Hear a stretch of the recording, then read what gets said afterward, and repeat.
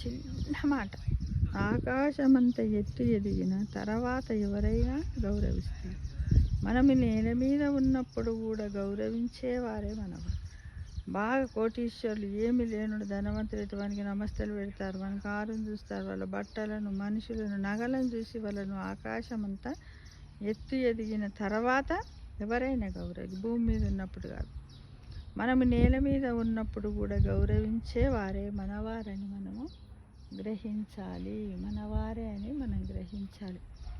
ఇప్పుడు ఆకాశం అంతా ఎత్తెదిగినాక వాళ్ళు గౌరవించడం ఏంటి? మనం నేల మీద ఉన్నప్పుడు మనల్ని పలకరించిన వాళ్ళే ఉండరు. కోట్లు, ధనము, లక్ష ఇలా సంపాదించిన వాళ్ళందరినీ అప్పుడు గౌరవిస్తారు. అది కాదు, మనము పొందాల్సింది ఏంటిది? మనము నేల మీద ఉన్నప్పుడు కూడా గౌరవించేవారే మనవారు అని నమ్మండి, నమ్మకంతో ఉండండి.